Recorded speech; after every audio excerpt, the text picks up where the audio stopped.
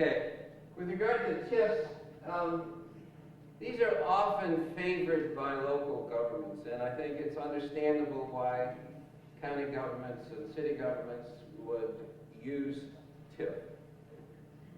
Under our state law in Indiana, the increase in local property tax levies are limited. They can only increase by a given percentage from year to year. And that is determined by a 6-year average increase in Indiana personal income, which is currently about 4%. So that means from one year to the next, the local government jurisdictions can't increase their revenue by more than 4%. And of course, you know, there are ongoing, continuing, and important needs that local governments have for revenue. But the way the TIF revenue works is that it's not counted against this limit. In other words, your increase in property tax is calculated after the diversion of taxes into the TIF. So that means you can use that revenue collected by the TIF to use for projects, then you can still collect your maximum tax revenue. So it's certainly understandable why it's used. But I think, you know, we need to look at, well, what's being done with this TIF money, and is it what the community thinks is appropriate? Well, what are these TIF revenues used for? The primary use is what could be called business infrastructure. Sewers, roads, curbs, business parks, etc. And here's some examples up here from both the Great Road TIF and from the Blackthorn TIF. You know, road improvements, extension projects, Main Street underpass, Blackthorn Corporate Park landscaping, Commerce Drive extension, Bosch project improvements. I'll mention that a little bit later. But I think this is kind of what the typical kind of project is, which is not to say that all projects are like this. And I think there has indeed been some more innovative use of TIF funds.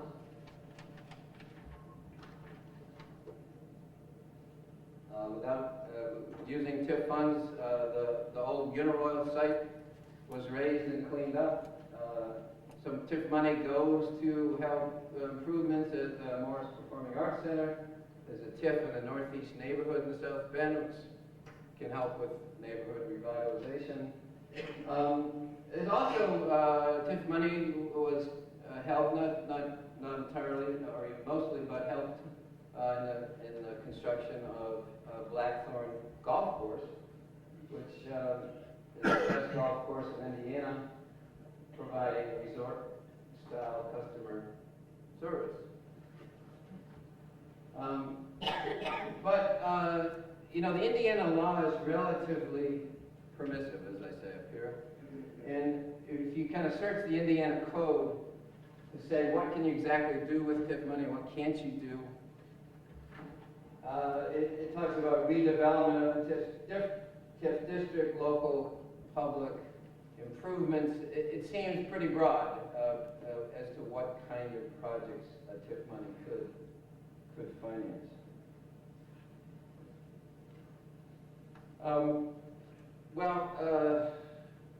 The issue with the TIF is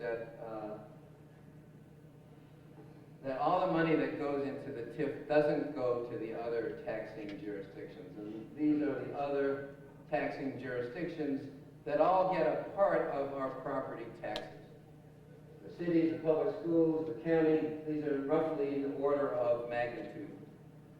Cities and schools at the top, at least in tax rates.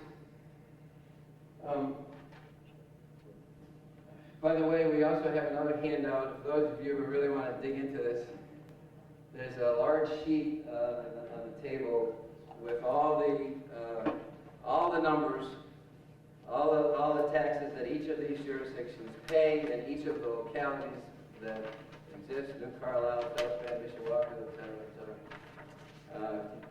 can't sleep at night, you might want to check that out.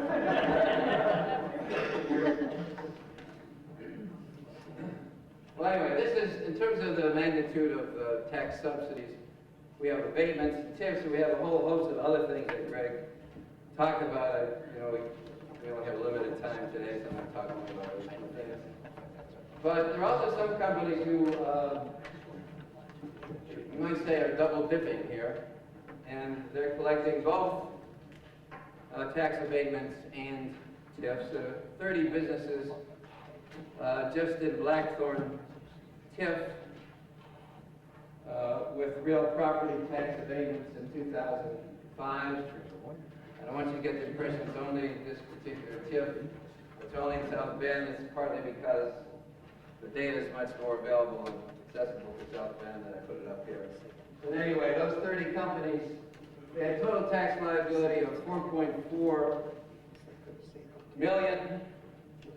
They didn't pay taxes due to the abatement. In other words, the abated taxes, you just don't pay it. I mean, it's just gone. Nobody gets it. So that's $1.9 million. Taxes to benefit the TIF, $1.6 million. For those 30 companies, then, they paid $0.9 million out of their total tax liability, which is, for those companies, certainly a decent subsidy. Okay, well, how do taxing jurisdictions react to this? I mean, all that money from the TIFs that doesn't go to those jurisdictions, what do? Most of them raise their tax rates because they, I mean, I think you can understand from their point of view, they have legitimate, important things to fund. If this money is going to be diverted and it's possible to raise tax rates to make up for it, they do. But unfortunately, what it means is that we have shifted our tax burden because of TIFs away from businesses with subsidies to those without subsidies, and from a general category of business to the general category of individuals. And this was compounded, by the way, by the 2003 market value reassessments. For St. Joseph County, this meant residential property taxpayers paid an additional $29 million in property tax revenue as a result of this assessment, while business property taxpayers paid $8 million less. So this shifted the burden, and we know it also shifted the burden particularly to property owners with older homes, and also those without the homestead tax credit, which is, you know, landlords and therefore renters received a significant increase and caused some, I think caused some well-meaning landlords to kind of throw up their hands and say, how can I afford these taxes, and what can I do? And I think it's partly contributed to this problem that we examined when we went around last Wednesday to look at the vacant homes in South Bend. This is one of the contributing factors. So what happens then? Well, people legitimately say, hey, I can't pay these taxes. The burden I shifted from business onto the individual, and they say, you know, you got to help me. I can't pay these taxes, and so, you know, what happens? Well, there's a big cry about the wheel tax, and we say we can't pay the wheel tax. So then the roads don't get fixed because we don't have the money from the wheel tax. So this is impact then, because of this shift in the tax burden and the resulting reaction, we then have the implications of a decline in public service. I'm not attributing it all to that, but I think it plays a role. Okay, there's a specific impact on public schools. We had a meeting with Ryan Dvorak, and he was telling us that there may be 3 people in the state who understand Indiana's public school financing rules, and they can't all be in the same plane at one time. It's very complicated, but there are some kind of basic, relatively simple principles. First of all, there's the general fund. This is mostly operating revenues, and if a school system doesn't get money because of abatements and TIFs, essentially this is made up by the state. The state will increase the amount of money because it wants to maintain the amount of money spent for education. Well, it means that local taxpayers then pay higher state taxes. The particular tax source that was used to make up this difference that's used to supplement a large part of the property tax revenue going to education from the state comes from sales tax, which is, we know, a relatively regressive tax. That is, if you're poor, you pay a relatively higher percentage of income for that tax.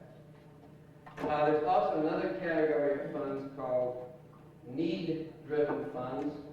This is debt service and so forth, and this means these have to be paid. The bondholders won't say it's okay. Don't worry about it. They want the money. And so these rates are raised, and local property taxpayers pay a higher rate because of that. And there's a third category, capital and transportation funds. The rates for these are capped, so therefore if there's lost money because of tax subsidies, this means the money's not there. And so public services have to be cut back.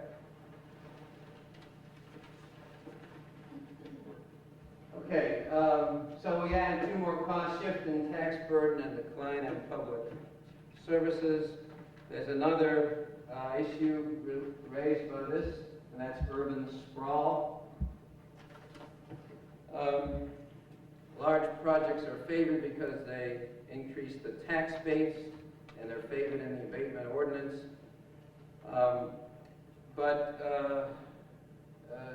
If you want to put a large project, it's a lot easier to go out to the greenfield areas on the fringe of the city that is than in the older inner parts of the city.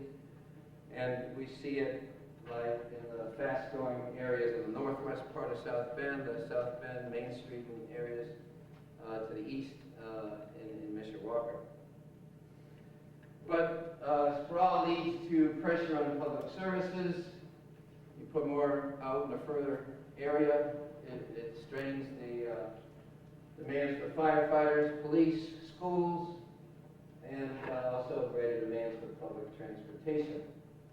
Only recently did we add this line out to Blackthorn. And of course this makes it more difficult for inner city workers. And at the same time, we're of course investing out in the fringe of the city. What's happening to the older urban areas. You know, one particular example, about the time that the Walmart and Myers opened up on Portage Avenue north of Cleveland in South Bend, for those of you familiar with the geography. We saw the closing of Kmart, Target in LaSalle Square, and now the library comes along and says, well, since you don't have any place to shop over there in LaSalle Square, we think you don't need a library. And so that's used then as a reason for closing down the library, and the public loses the public services that they're entitled to. And I think, as I said, this leads to this deterioration of the inner area of the city, the older parts increase in vacant homes. And then once the inner city deteriorates, then people say, oh, who wants to go there? Let's go out in a nice suburban environment and build out there. And so you get this whole process continuing over and over again in kind of a spiral downward. Okay, this is a picture of the South Bend development areas. This right here is the Blackthorn TIF I was talking about. Right about here was where Walmart and Myers went, and right next to it is where the library board is considering building a new library. Right down here is LaSalle Square, just outside the TIF area, unfortunately, and that's where LaSalle Library is slated for closing. Here's some other points of geography. Right about here is the golf course that I mentioned. Right up here is Portage Prairie, a new area that's slated for development. It's already been annexed by the city and will be soon incorporated into this larger TIF area. I mentioned Bosch. Bosch is right about here, and I don't know if you can see it, but there's a kind of a line drawn down from the edge of this TIF, and it includes, same kind of green coloring Bosch.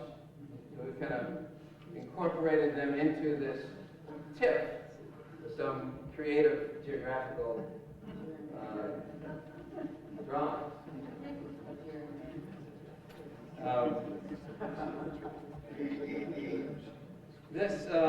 There's a couple of interesting things about this TIF. For one thing,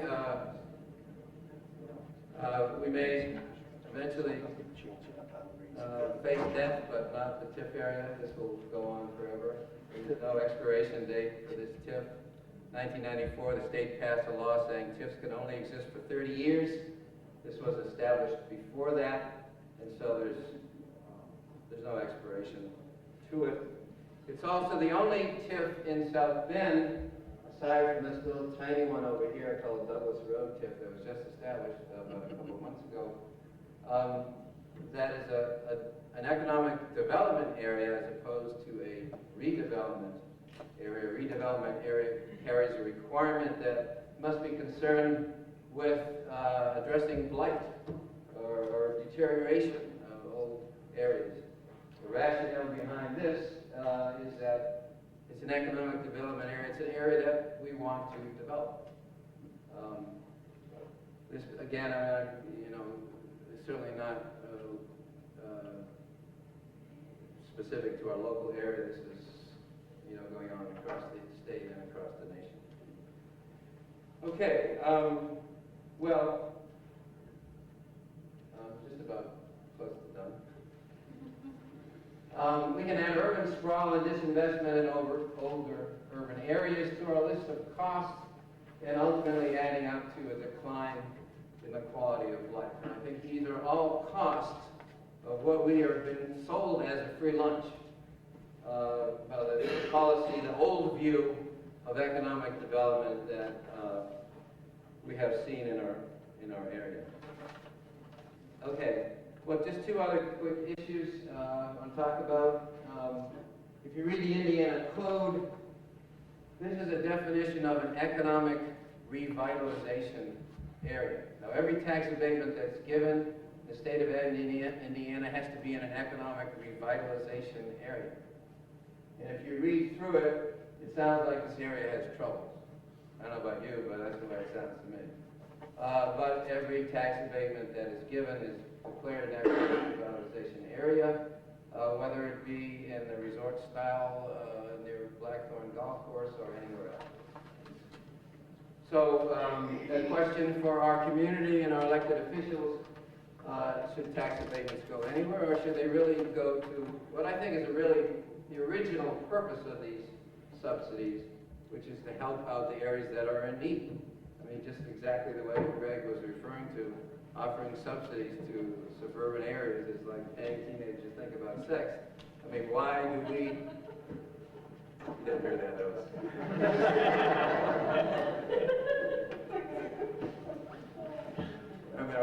Everybody laughed about that one during COVID.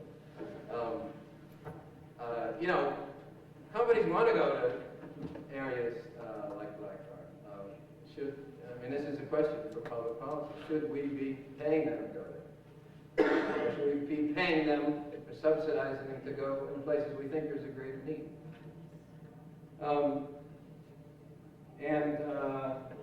Likewise, where should we use our TIF revenue? You know, one possibility for the use of the money that's in that Blackthorn TIF is out to the north on Portage Prairie, that new development. They're further out in the front.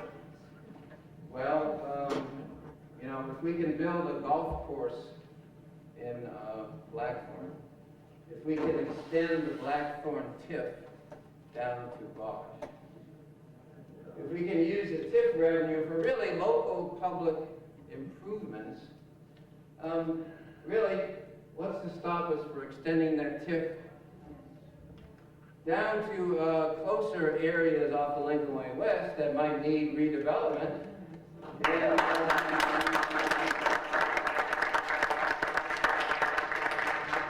not only in that area, but for other things that will improve the quality of life of our citizens in our area, education, training, arts, museums, as well as traditional, you know, infrastructure improvements and roads and bridges. And wouldn't that make an exciting kind of city that businesses would want to come to? So I think we need to go in a new direction, and I think fortunately and excitingly, people in South Bend, Mishawaka, the county, are already moving in that direction in terms of revitalizing older urban areas, redeveloping West Washington Street. I know in particular Charlotte Pfeiffer, our city councilwoman, you know, has fought block by block and house by house to develop that area. And the city administration, as we learned from our tour of the city, has extensive efforts in other parts of the city to redevelop those areas. Rebuilding Together initiative that attracted thousands, I thought, of students a few weeks ago, and also brought in committed construction trades professionals who the week before went in and wired the houses and fixed up the carpentry and did all the other things that helped the volunteers the next week improve those houses. I think they did a great job. And organizing the Save LaSalle Library. This is an important part of the effort. Raising wage standards, prevailing wage and living wage ordinance, and the ongoing efforts of unions to organize workers and to bargain for higher wages and better living conditions and improve the standards of living for all of us in this city and this county. When it comes right down to it, from whatever problems they may have, unions are still the best hope. The working people.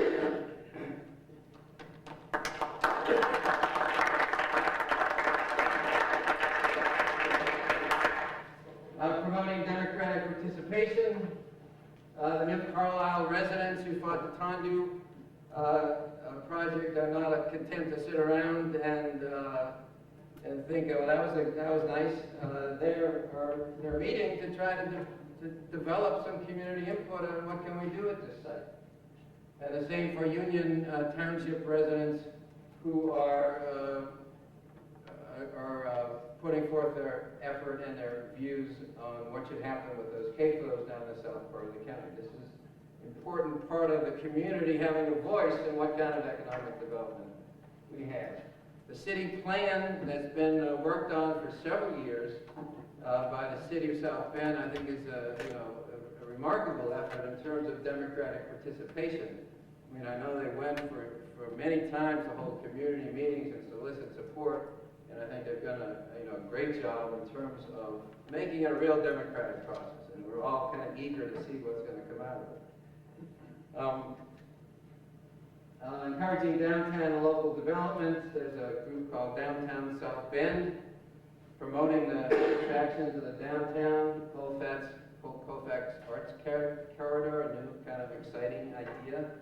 And a new idea called Bender Bucks, for kind of focusing the spending that we have right in our community. There's some literature outside about that as well. Increasing accountability, the tax abatement ordinance that was passed by the city council, I think, is a commendable effort in the right direction. Improving education, the Science and Technology Center that some people have been talking about. A local effort here similar to the Kalamazoo promise that Greg Leroy mentioned, trying to bring that idea to South Bend. And again, the ongoing efforts of teachers, administrators, including the school board, and students to improve the quality of education in our community.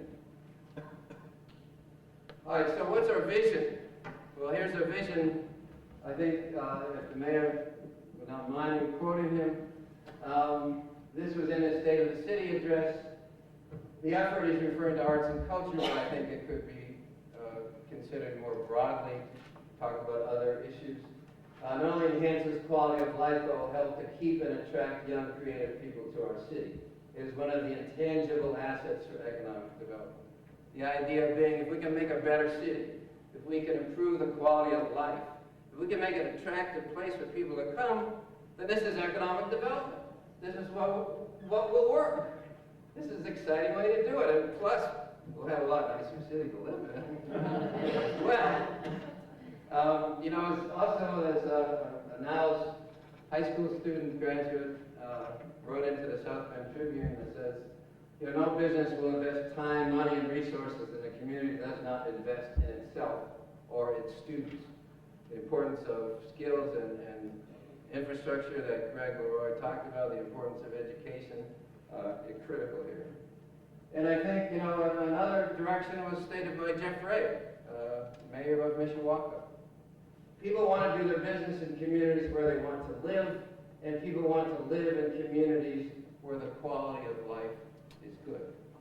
So improve our quality of life, make it a place where people want to live, and the people who are, you know, behind these companies, they look at where they're going to live too, you better believe it. This will make it attractive.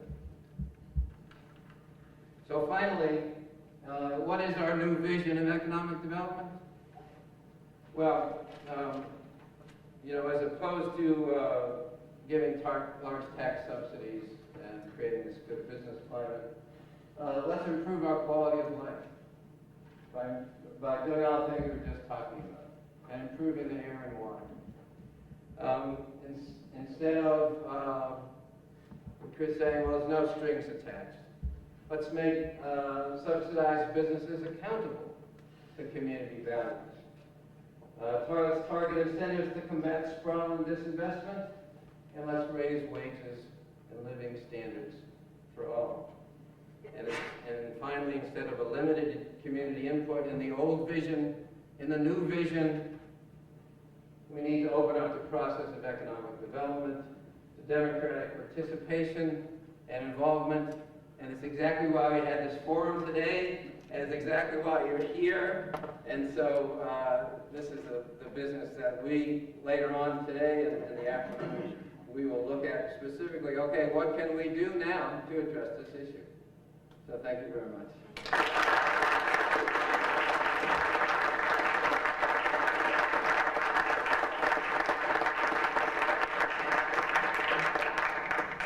I want to thank Martin Wilson for his wonderful presentation.